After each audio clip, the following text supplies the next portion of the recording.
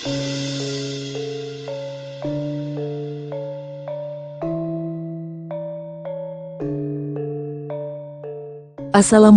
warahmatullahi wabarakatuh.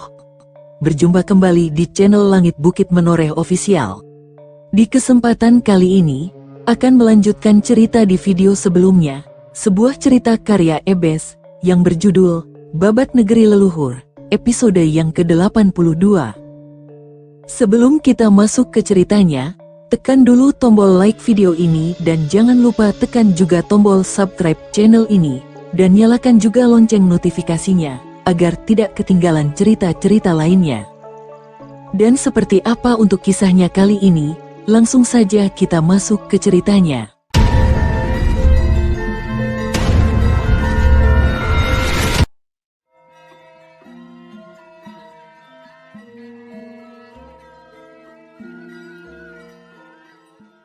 Romo, Mayang mohon pamit pulang ke Kadiri. Jaga diri Romo baik-baik ya, pamit Sekar Mayang dengan mata berkaca-kaca.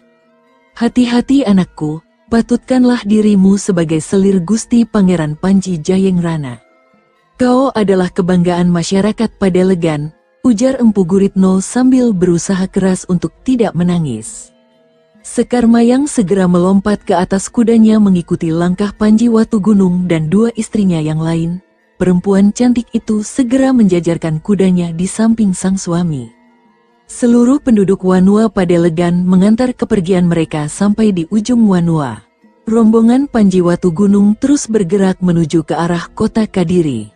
Setelah seharian melakukan perjalanan, akhirnya mereka memasuki wilayah kota Kadiri. Para prajurit penjaga gerbang istana segera menghormat pada Panji Watugunung, Dewi Naganingrum, Dewi Srimpi, Sekar Mayang, Warigalit dan Gumbrek serta para prajurit pengawal yang mengikuti mereka. Dengan cekatan mereka membuka pintu gerbang istana Katang-Katang. 4 istri Panji Watugunung menyambut kedatangan suami mereka dengan penuh sukacita. Selamat datang kembali Kang Mas Panji Watugunung. Aku senang Kang Mas baik-baik saja, ujar Dewi Anggarawati sambil tersenyum penuh arti. Aku juga senang Kang Mas Panji Watugunung baik-baik saja Kang Bok Anggarawati, Ayu Galuh ikut menimpali omongan Anggarawati.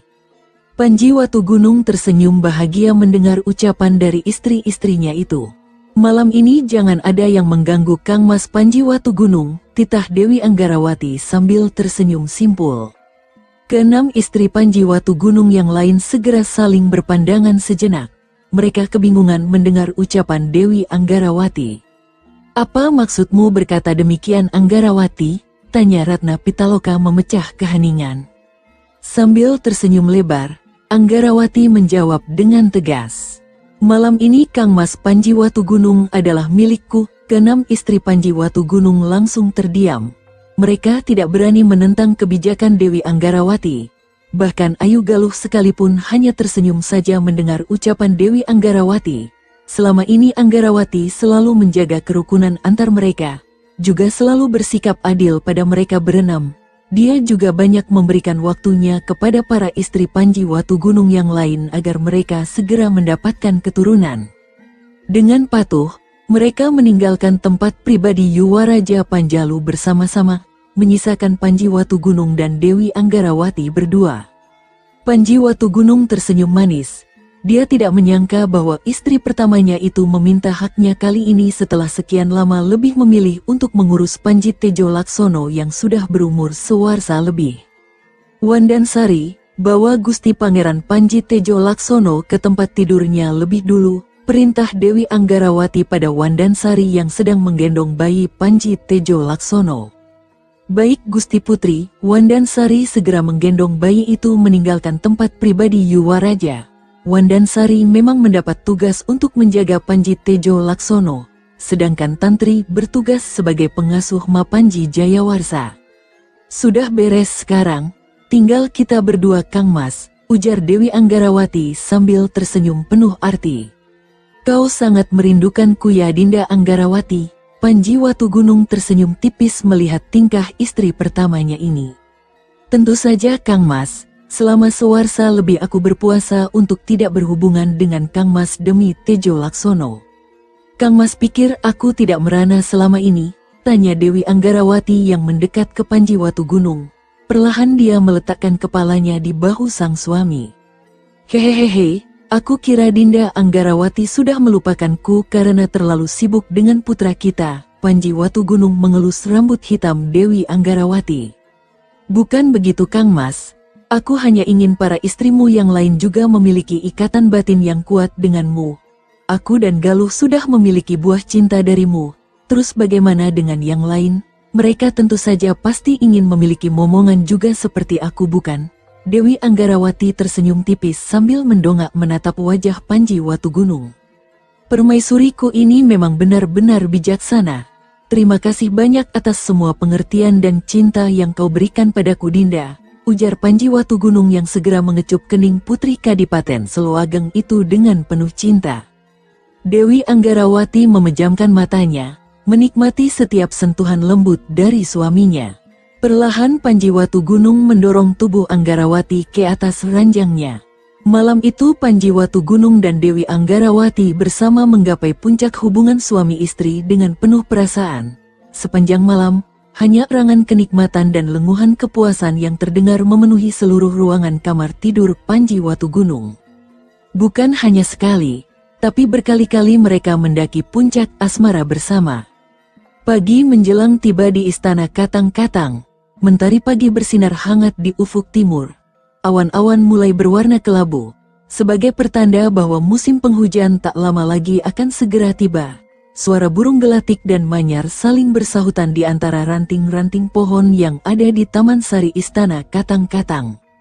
Dewi Anggarawati tersenyum tipis melihat sang suami yang masih terlelap dalam tidurnya.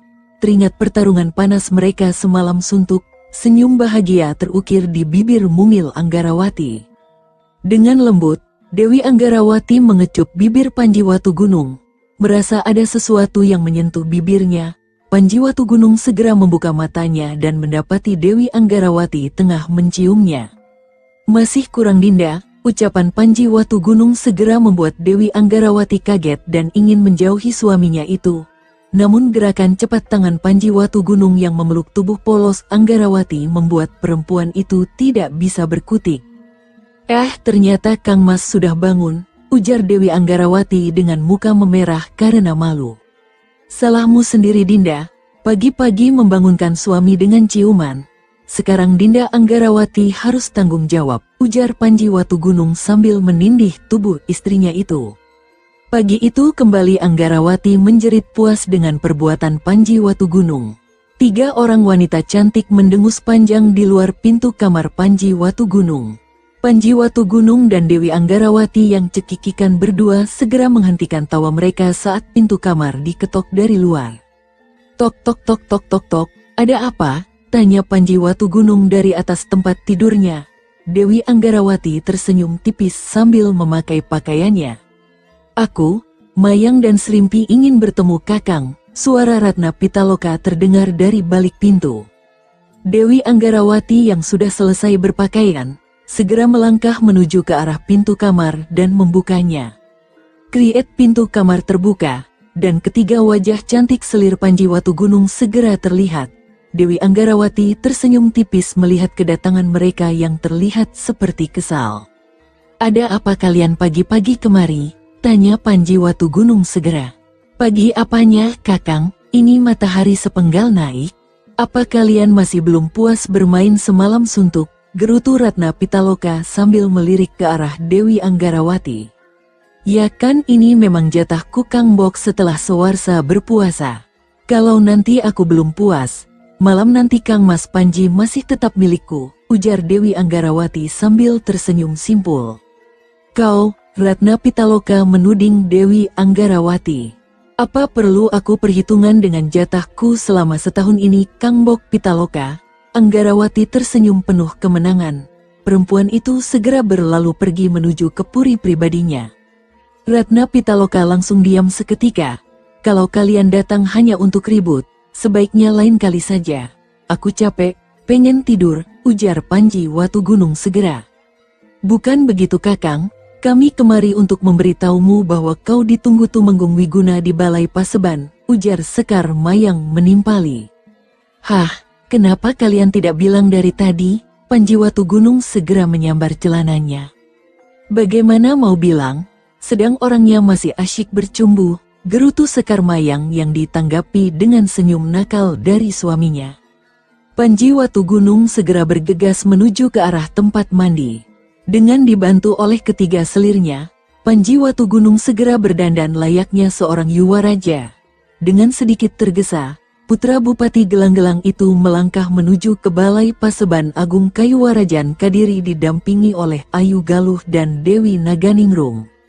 Patih Saketi, Senopati Warigalit, Tumenggung Ludaka, Demung Gumbrek, dua penasehat Empu Gondolukito dan Rakeh Kepung sudah menunggu kedatangan Panji Watu Gunung. Semua pembesar Istana Kayuwarajan Kadiri segera berjongkok dan menyembah kepada Panji Watu Gunung yang masuk ke bangsal Paseban Agung. Setelah Pangeran Jayengrana itu duduk di singgasana Yuwaraja Panjalu, kedua permaisuri juga ikut duduk di bawah kaki kanan dan kiri sang Pangeran Daha. Para pembesar istana segera duduk bersila di tempat mereka masing-masing. Tak berapa lama kemudian, Tumenggung Wiguna didampingi oleh dua orang bekel prajurit Daha menghadap pada Paseban Agung ini. Sembah bakti hamba untuk Gusti Yuwaraja Panjalu Pangeran Jayengrana, ujar Tumenggung Wiguna sambil menghormat pada Panji Watu Gunung. Aku terima Tumenggung Wiguna. Duduklah, ujar Panji Watu Gunung sambil mengangkat tangan kanannya sebagai tanda bahwa dia menerima kedatangan mereka. Tiga orang perwira Panjalu itu segera duduk bersila. Apa keperluanmu kemari Tumenggung Wiguna? Apa ada tugas dari Gusti Prabu Samarawijaya? Tanya Panji Watu Gunung segera. Mohon ampun beribu ampun Gusti Pangeran. Hamba diutus oleh Gusti Maharaja Samarawijaya untuk meminta agar Gusti Pangeran Panji Jayengrana dan Gusti Putri Ayu Galuh datang ke istana. Mohon untuk mengajak Gusti Pangeran Mapanji Jayawarsa juga, jawab Tumenggung Wiguna sambil menghormat. Ada perlu apa Kanjeng Romo memintaku datang ke istana Daha? Tumenggung Wiguna. Tumben sekali dia ingat kepadaku, tanya Ayu Galuh dengan senyum tipis. Hamba kurang tahu Gusti Putri, pesan Gusti Maharaja Samarawijaya hanya seperti itu, jawab Tumenggung Wiguna sambil menghormat pada Ayu Galuh. Baiklah, sampaikan kepada Gusti Prabu Samarawijaya bahwa besok pagi aku akan menghadap ke Daha, ujar Panji Watu Gunung segera. Kalau begitu, kami mohon diri Gusti Pangeran, ujar Tumenggung Wiguna yang segera menyembah kepada Panji Watu Gunung dan mundur dari Balai Paseban Agung Kayuwarajan Kadiri. Pagi itu, Panji Watu Gunung menanyakan berbagai hal yang perlu diperhatikan di wilayah Kayuwarajan Kadiri, termasuk rencana penambahan pasukan Kadiri dan pembangunan beberapa tempat yang akan dijadikan sebagai lumbung pangan di beberapa tempat. Tumenggung Ludaka yang bertugas sebagai petugas perekrutan prajurit mengatakan bahwa setidaknya sudah lebih dari 2.000 pemuda dari berbagai wilayah di Panjalu mendaftarkan diri sebagai calon prajurit Kayuwarajan Kadiri. Panji Watu Gunung segera memerintahkan kepada Patih Saketi untuk menghubungi beberapa pesilat yang tersohor dari wilayah Kayuwarajan Kadiri untuk melatih kemampuan bela diri mereka. Untuk pengawasan terhadap pelaksanaan kebijakan itu, Senopati Warigalit diwajibkan bertanggung jawab secara penuh. Tak lupa juga ada pengangkatan beberapa perwira menengah yang akan memimpin kelompok kecil pasukan. Semua orang di Istana Katang-Katang begitu bersemangat dalam menjalankan tugasnya sebagai pembesar Istana Kayuwarajan Kadiri. Jauh di barat, tepatnya di perbatasan kota Kadipaten Lewa, Dewi Api dan Dewa Tanah yang baru menghajar si pemilik warung makan untuk melampiaskan kekesalan, menatap tajam ke arah Birawa yang sudah sadar dari pingsannya. Birawa, kau memalukan, cepat bangun, teriak seorang kakek bertubuh gendut dengan perut buncitnya. Kakek tua yang tak pernah memakai alas kaki itu adalah Dewa Tanah, guru dari Birawa, Darugeni dan Simbar Mayura. Birawa segera bangun, meskipun luka dalamnya cukup parah, tapi berkat bantuan tenaga dalam Dewa Tanah, pria paruh baya itu terlihat sedikit lebih segar. Ampun guru, ilmu kanuragan biksu botak itu hebat. Padahal aku sudah menggunakan tapak beku tapi dia mampu membuatku terpental, ujar Birawa membela diri. Kurang ajar, kalau begitu ayo kita kejar mereka. Kita balas penghinaan ini, ujar Dewa Tanah yang segera melompat ke atas kudanya. Diikuti oleh Dewi Api, pendekar-pendekar alas larangan bergerak menuju ke arah perbatasan Kadipaten Lewa dan Kadipaten Kurawan. Sementara itu, 3 biksu dari negeri Tiongkok itu terus bergerak cepat menuju ke arah Kadiri tanpa menyadari bahwa mereka sedang diburu para pendekar dari alas larangan. Usai mengisi perut dan bertanya arah di kota Wuwatan yang merupakan ibu kota Kadipaten Kurawan, mereka memacu kudanya menuju ke arah Anjuk Ladang. Dewa Tanah, Dewi Api, Birawa, Darugeni, Simbar Mayura dan 10 anak murid padepokan alas larangan terus menggebrak kuda. Mereka berharap agar cepat menemukan 3 biksu dari negeri Tiongkok itu. Di pinggir kota Wuwatan, mereka berhenti di sebuah rumah yang ada di dekat jalan besar menuju ke Anjuk Ladang. Seorang lelaki parubaya segera menghormat pada Dewi Api. "Sembah bakti saya guru," ujar si lelaki parubaya itu pada Dewi Api. Nenek tua berambut merah seperti api dan bertubuh kurus itu hanya mengangguk saja. "Jalaniti, apa kau melihat 3 orang biksu botak bermata sipit melewati tempatmu ini?" tanya Dewi Api pada lelaki parubaya yang bernama Jalaniti itu segera. "Tepat tengah hari tadi, ada 3 biksu yang tampaknya orang asing melewati jalan besar itu guru," kata pemilik warung makan. Mereka bertanya arah menuju ke Kadiri. "Memang ada apa guru?" tanya Jalaniti penasaran. 3 biksu dari negeri seberang itu baru menghajar Birawa dan 2 murid Kakang Dewa Tanah. "Pangeran alas larangan meminta kami membawakan kepala mereka," jawab Dewi Api sambil mendengus dingin. "Mereka belum terlalu lama pergi guru kalau ingin mengejar," ujar Jalaniti segera. "Kita sudah capek Jalaniti, lebih baik malam ini kita beristirahat dulu di tempatmu. Lagi pula kita juga tahu kemana tujuan mereka. Kita bisa mencegat mereka di Daha ataupun memburu mereka di Kadiri," ujar Dewi Api yang mendapat anggukan kepala dari Dewa Tanah. Dan malam itu, mereka beristirahat di rumah Jalaniti di pinggir kota Wuwatan. Di perbatasan Anjuk Ladang dan Kurawan, 3 biksu dari negeri seberang itu bermalam di rumah Lurah Wanua Meruwak yang ada di kaki Bukit Penampihan. Malam itu, Resi Wanayasa yang baru menemani muridnya membeli kebutuhan pangan kepada warga Wanua Meruwak berkunjung ke tempat sang lurah yang dulu merupakan salah satu murid padepokan Bukit Penampihan.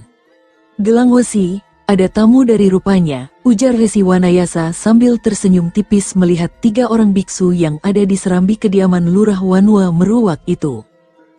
Guru, kenapa tidak memberitahu murid kalau ingin kemari?" "Selamat datang guru. Maaf jika penyambutanku tidak begitu menyenangkan," ujar Gelang Wesi sambil menghormat pada Resi Wanayasa. "Sudahlah, jangan banyak adat. Siapa mereka Gelang Wesi?" tanya Resi Wanayasa sambil tersenyum simpul. Dia sangat bangga melihat anak muridnya yang tetap menghormati guru meski sudah tidak tinggal di padepokan lagi. Segera dia duduk bersila di lantai serambi rumah Lurah Gelang Wesi. "Oh, perkenalkan guru. Ini adalah para biksu yang datang dari negeri seberang. Namanya Biksu Hongki, Biksu Hongjian dan Biksu Hongyi," ujar Gelang Wesi memperkenalkan ketiga tamunya pada Resi Wanayasa. "Tuan Resi, salam hormat kami dari kuil Shaolin Selatan di negeri Tiongkok," ujar Biksu Hongki sambil membungkuk hormat kepada guru padepokan Bukit Penampihan itu. "Salam kenal juga dari kami biksu dari negeri seberang. Aku Resi Wanayasa dari Bukit Penampihan. Kalau boleh tahu, ada urusan apa yang membuat biksu yang terhormat sampai ke tempat ini?" tanya Resi Wanayasa dengan penasaran. "Tujuan kami adalah memperdalam ilmu agama Buddha di wilayah Kalingga, Tuan Resi. Selain itu kami juga ingin bertemu dengan seorang lelaki yang bernama Watu Gunung yang tinggal di kota Kadiri yang katanya merupakan pendekar terhebat di tanah Jawa.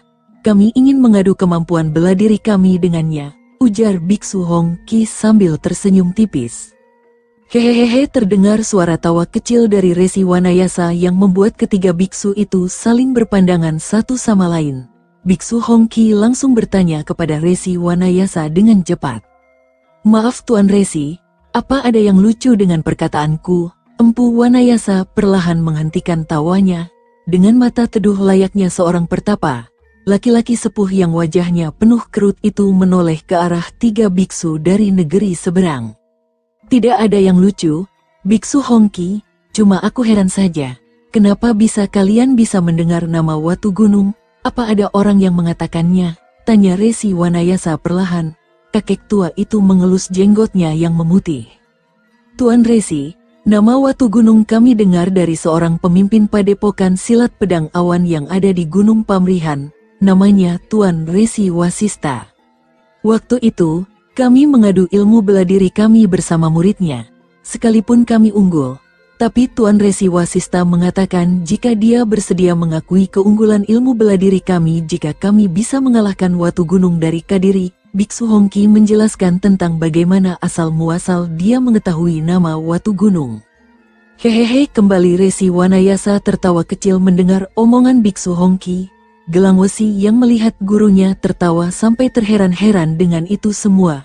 Gurunya yang biasanya sangat menjaga wibawa dan penampilan, tiba-tiba bisa tertawa berulang kali. Wasista, dasar pandita gendeng kamu, hehehe, ujar Empu Wanayasa di sela-sela tawanya. Maaf Tuan Resi, kami semakin tidak mengerti apa yang membuat Tuan Resi Wanayasa begitu senang, tanya Biksu Hongyi yang sangat jarang berbicara. Maaf biksu sekalian, maaf, hehehe, bukan maksudku menertawakan kalian. Aku hanya menertawakan kejahilan pandita gendeng dari Gunung Pamrihan itu, jawab Resi Wanayasa sambil menyeka air matanya yang keluar karena tawa yang membuat perutnya sakit. Apa maksudnya itu Tuan Resi? Kali ini Biksu Hongjian ikut bicara. Ah sudahlah, jangan diomongkan lagi. Lebih baik saudara biksu sekalian segera beristirahat karena besok masih melakukan perjalanan jauh. Oh iya, kalau bertemu dengan Watu Gunung, sampaikan kepadanya bahwa Resi Wanayasa menyampaikan salam hormat kepadanya. Aku permisi dulu, ujar Resi Wanayasa sambil berdiri. Pemimpin padepokan Bukit Penampihan itu segera membungkuk pada 3 biksu itu dan bergegas menuju keluar dari serambi kediaman Lurah Wanua Meruwak. Gelang Wesi mengantarkan gurunya. Guru, murid tidak mengerti mengapa guru dari tadi tertawa berulang kali. Ada hal yang begitu menggelikan, tanya Gelang Wesi yang berjalan di samping gurunya itu. Apa kau tidak pernah dengar nama Watu Gunung, Gelang Wesi? Resi Wanayasa balik bertanya kepada Lurah Wanua Meruwak dengan tatapan penuh arti. Seingatku, itu adalah nama pemuda yang tempo hari menolong padepokan kita dari serangan 3 iblis goa siluman, kan guru?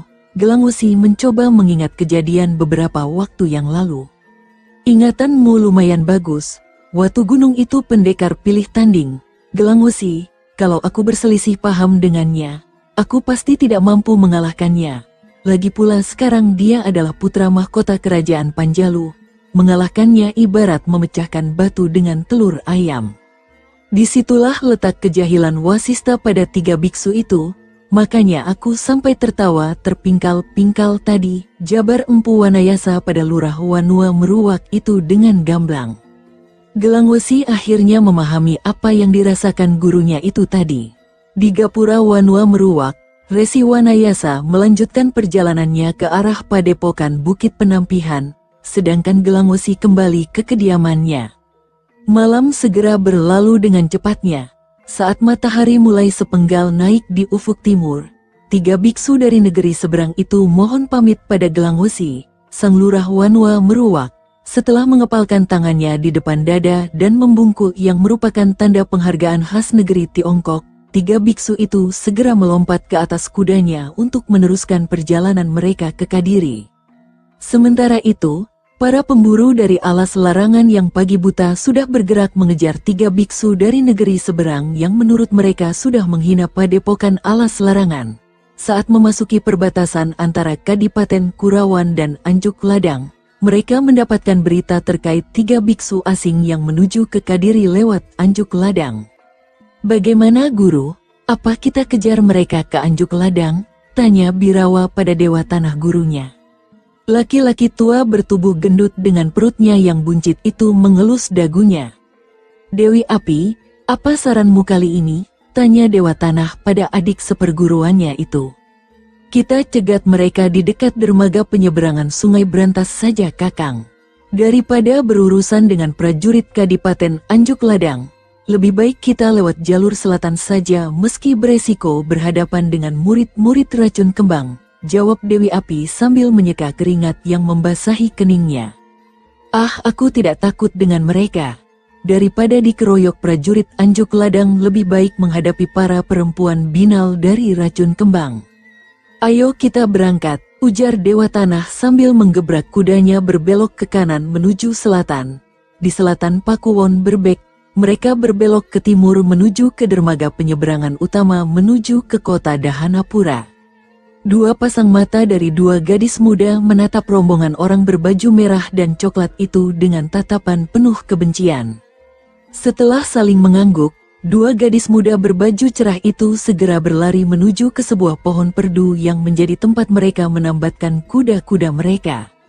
Segera mereka menggebrak kuda-kuda mereka menuju ke sebuah pemukiman kecil yang ada di tengah lembah kecil di antara dua bukit kecil yang penuh dengan bunga-bunga beraneka warna. Itulah Lembah Seribu Bunga, markas perguruan racun kembang yang terkenal karena ilmu bela diri beracunnya. Dua gadis muda itu segera melompat turun dari kudanya setelah sampai di dalam pagar perguruan yang terbuat dari kayu. Usai menambatkan kuda pada geladakan, dua gadis muda itu segera berlari menuju ke sebuah rumah yang paling besar di tengah pemukiman kecil itu. Dewi Kembang Wengi, pimpinan sekaligus guru besar perguruan racun kembang, sedang meracik ramuan racun bersama muridnya, Dewi Kantil dan Kenanga, saat dua gadis muda itu masuk ke serambi kediamannya. Melati, Seruni, ada apa kalian kemari? Bukankah kalian kutugaskan untuk mengawasi orang-orang dari Kadipaten Anjuk Ladang itu? Tanya Dewi Kembang Wengi sambil menatap ke arah Dewi Seruni dan Dewi Melati. Maaf guru, ada berita penting yang perlu kami laporkan. Serombongan orang dari alas larangan bergerak menuju ke timur. Sepertinya mereka ke dermaga penyeberangan utama Sungai Brantas, lapor Dewi Melati segera. Siapa yang memimpin mereka? Tanya Dewi Kembang Wengi yang segera meletakkan pekerjaannya. Seorang wanita tua berambut merah dan seorang kakek gendut yang sedikit botak rambutnya, jawab Dewi Seruni dengan cepat. Dewi Api dan Dewa Tanah, kalau sampai mereka keluar dari sarangnya, berarti ada sesuatu yang penting. Mumpung mereka keluar, aku akan membunuh laki-laki gendut itu.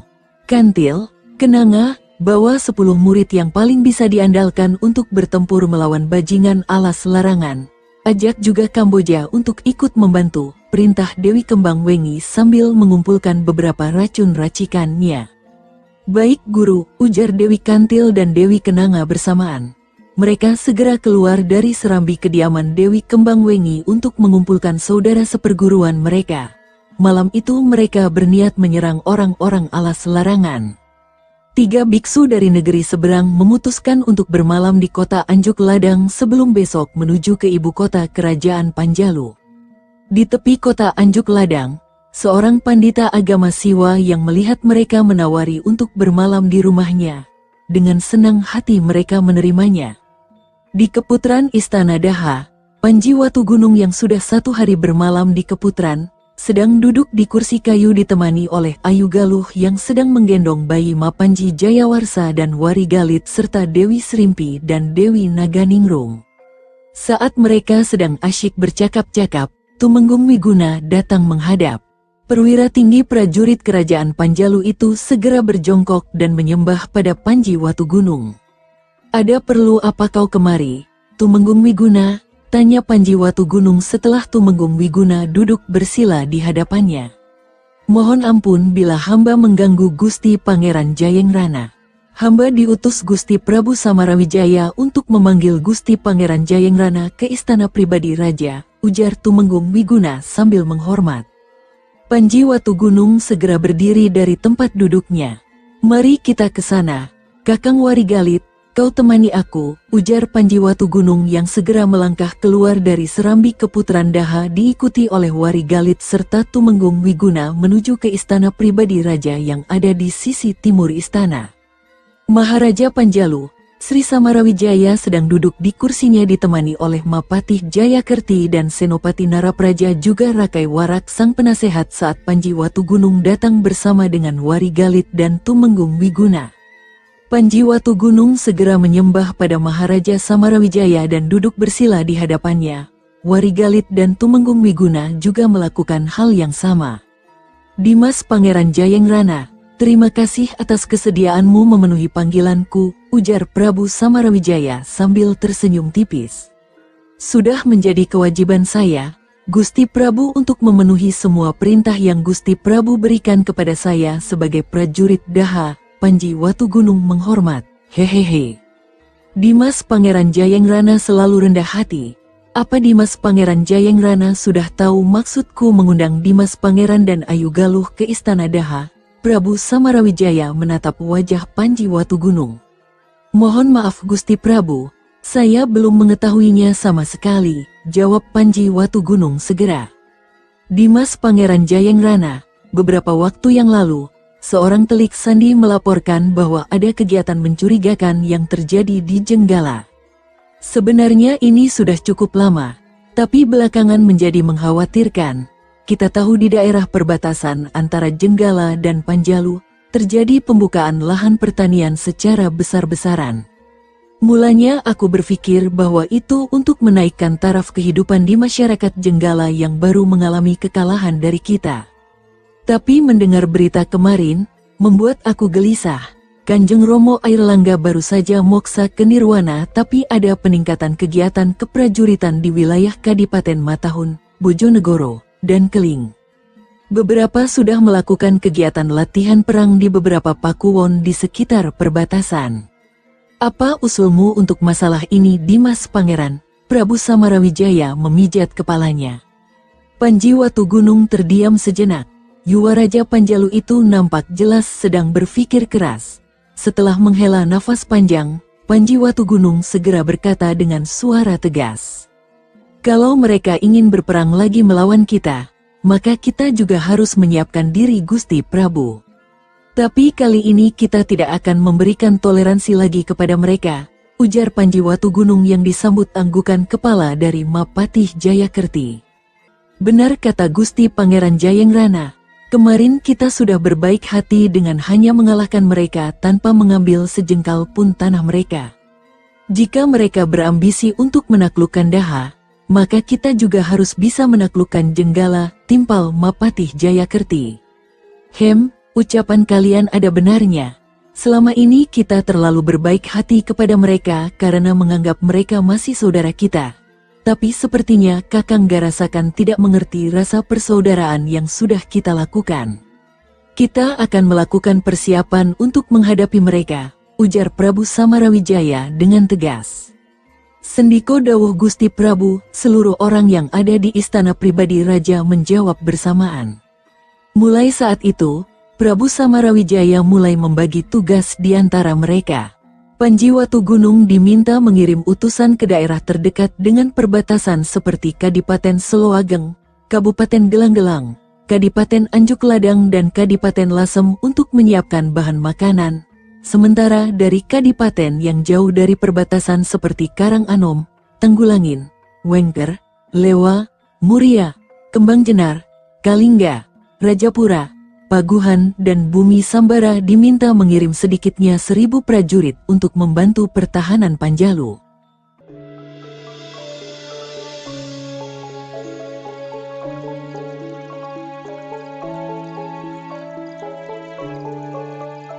Sahabat pendengar setia Langit Bukit Menoreh ofisial yang berbahagia, sampai di sini dulu ceritanya.